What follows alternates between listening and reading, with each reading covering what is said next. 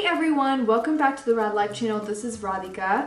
One of the things I really wanted to do with my channel is have a series called the Back to the Basics series. Now what this series would allow my viewers to see is kind of a very focused video on a certain part of the makeup process. So this is great for anyone who's a beginner or anyone who wants a good refresher on, techniques, why you do certain things, and some good product recommendations along the way. So this first video is going to be about the flawless foundation. So how do you get that perfect flawless look of just foundation, and then we can build on with the contour and the eyes and everything else. So this is the first portion of the series, and I'm hoping to kind of build on it along the way. As I add more videos, I'll make a playlist so you can get all this, the parts of this series in one place. Let me know in the comments section below if there's a part of the video that you guys want to dive deeper into, or if you have any questions, I'm happy to answer them. If you haven't already, please subscribe to my channel. It only takes a minute and it would mean the world for me. And go check out my social media accounts that are linked in the description box below. Thank you and enjoy. So before I get started, I always like to just pull my hair back. I think especially when you go kind of around your hairline, it's important to make sure everything's out of your face. So I'm gonna go ahead and do that. So before we even start putting makeup on, I want to cover something that I think is arguably the most important part of this entire process, and that is prepping your skin. So you can kind of think of it this way. If you have super dry, dehydrated skin, and it's not well prepped, everything you put on top, it's not even going to matter. You could be using the most expensive or the best foundation in the world, but I always feel like if your base is not good, the rest is not going to look that way. So I've already prepped my skin in the sense of washing it with a good cleanser. I can link a couple below, but really any cleanser that's going to make sure that you get that excess oil off and you're starting with clean skin. Next, I like to use some kind of a vitamin C serum. It really helps to brighten your skin, as well as using an SPF or some kind of sunscreen. So some products have it in there already. I also like to just go ahead and add a good sunscreen on there anyway. It just doesn't hurt in my opinion. So now that I've covered that part, the next most important step in my opinion is the moisturizer. So I'm going to be using the First Aid Beauty Ultra Repair Cream Intense Hydration. And this is really a great moisturizer for sensitive skin. It comes in this huge tub. At Sephora, I've seen it on sale around the holiday time, so just be on the lookout. And basically, I think that any moisturizer you use, it doesn't matter as long as it's going to constantly keep your skin moisturized and hydrated. I think that's the key here. You don't want dry skin before you put all this foundation and product on. So I'm just going to take a pretty generous amount and just spread it all over my skin. And make sure you don't forget your neck and jaw. Those are also important. And just kind of spread it all around. It's also extremely important, in addition to moisturizer, to prep your skin with a good primer. I used the e.l.f. Poreless Putty primer today.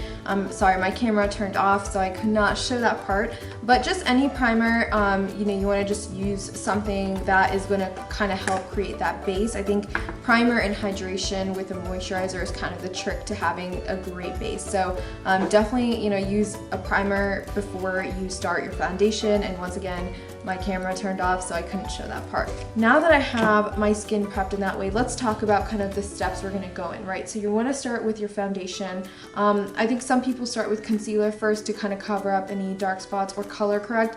I personally do not color correct because I don't feel like I have the dark under eye circles or things like that. So I've just never done it.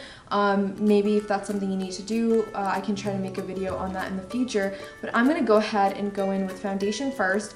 Then I'm going to go in with concealer to kind of cover the dark spots. And I'm going to show you guys a tip during this video about how to make sure that you lock in your foundation and all of your face so that it doesn't move around if it's like super hot outside or you're sweating whatever, it just helps to kind of lock everything and keep it in place. So stay tuned for that tip. The look I'm going to be showing you guys today is going to be very, very matte, and also I want it to be super full coverage. So for that reason, I'm going to be using the MAC Studio Fix Fluid Foundation SPF 15, and I'm the shade NC42. Now, along with the shades, I definitely feel like I fluctuate during the year, and this year, because of the pandemic, you know, I'm not really going outside as much during the summer.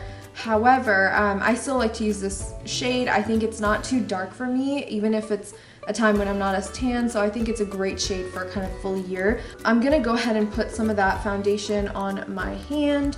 I think that this is a great place to like put it so that I can just grab it from here with my brush or beauty blender. So how do you choose between brush and beauty blender, right? So for me, brush is just a thing of convenience. You don't have to wet it. It's, you know, you just can use it, pull it out of your bag. So I like to use I like to use a brush if I'm in a big rush, or oh, that rhymes. But that's what I would use on a day that like I don't have time to deal with the beauty blender. Not that it's too hard to use or anything like that. But the thing with the beauty blender is it actually starts off this size and it will expand as you put water on it. So I'm gonna go wet my beauty blender and I'll be right back. So as you guys can see, this is what the beauty blender looks like before you wet it. And this is a really old one I just kind of have sitting around. But this is the size it would be once you've wet it. It's like a sponge. So, you know, you want to make sure it's not soaking wet, but it's also meant to be used while wet. So there's a couple methods. You can just kind of put it under the sink, like just do this kind of squeezing motion and get the extra water to get out, and then also make sure that it's, like I said, a little bit you know, wet even when you're done. The other way to do it is take like a glass or a bowl and put the beauty blender in there and use the same method and kind of squeeze. It's kind of whatever you have in front of you. I just used this thing today. So I have the foundation already on my hand right here, and I like to just go ahead and dip the beauty blender in here to get some of the product. And then the biggest thing with even the brush and the beauty blender is you don't want to, like, for example, I don't want to wipe, because what's going to happen is I'm moving whatever is here and it's not going to sit where I want it to be. So you actually want to use this bouncing motion like so, and just kind of spread it around your face. And you'll get, you know, it's a little slow at first, but you'll get quicker as you use it more, or you practice more often rather.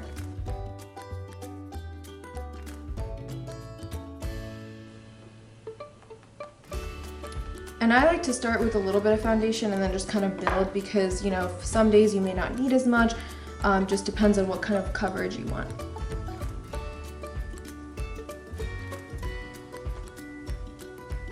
Don't forget your neck and your jaw area all down here.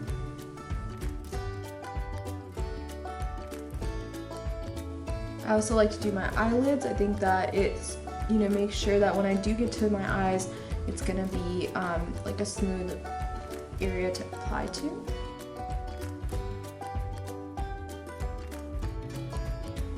The cool part about the beauty blender is that there's a pointy side, so around your eyes and areas that, you know, you can't really get the large side to go to, you can kind of use that side. So it's very helpful for kind of under your eyes.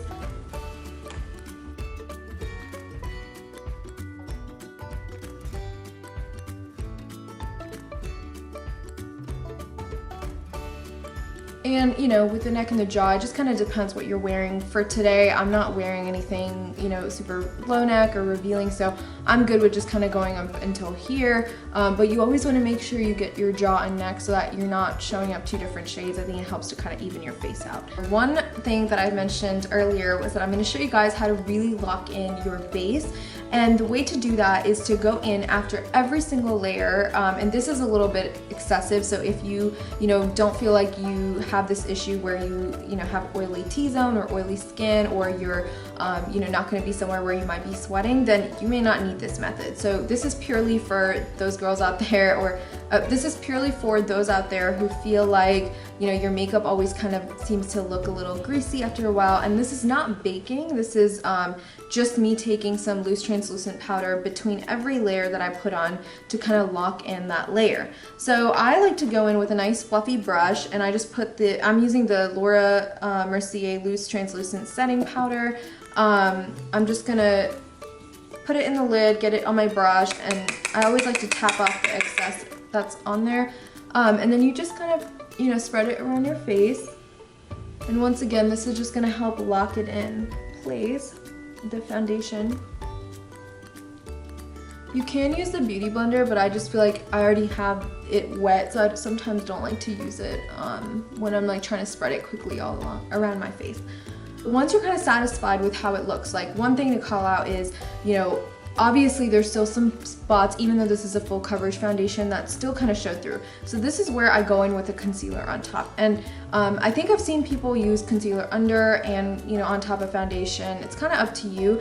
I found that when I do concealer under, sometimes I feel like when you add foundation on top, it's kind of like, especially when you're doing concealer to start with, then putting foundation, it'll kind of move around sometimes. So what I like to do is actually put the foundation on, then I go and, you know, put the concealer on the spots that I need to. For some people, it might be under the eye if you have really dark under eyes. For me, it's mainly covering up some scars and dark blemishes. It just depends, but on top of that, I'll go back with whatever's kind of left on my beauty blender. So when I'm blending it, it's also taking some of that foundation and kind of covering up the concealer so it doesn't look a completely different color. Okay, now I'm ready to go in with my Tarte ShapeTape concealer, and I have been obsessed with this concealer. It really, really does a great job covering up dark marks. It also doesn't move, so I love that about it. I'm using the shade Medium Tan Sand, and I'm just gonna go cover up the areas that are still kind of showing through my foundation.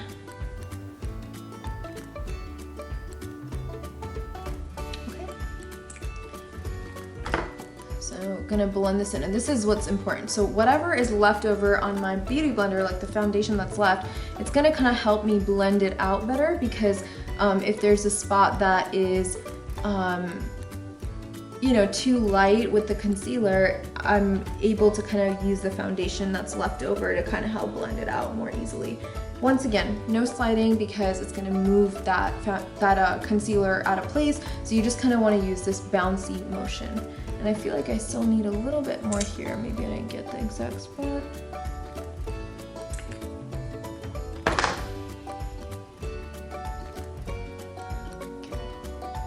Yeah, look at this, you guys. It's so good. Literally covered everything up. And once again, same step, right? Take the translucent loose setting powder, get it in the lid, use my brush, tap out the extra, and really spread it everywhere. I have even worn or tried this method on days when I'm in like upper 90 degree heat in North Carolina, and it's so humid and it does not melt off my face. So I love that. Okay. So there you have it. This is my flawless base, you know, face makeup. I hope you guys learned something, and leave a comment below if you have any questions. Reach out to me on social media. I'm happy to make another video if there's some specific part of this that you guys want to cover, or answer any questions you guys might have. I'll link all the products that I used below, and you know, as always, please subscribe to my channel. It really only takes a minute and it will make my entire day. So thank you so much. I really appreciate it.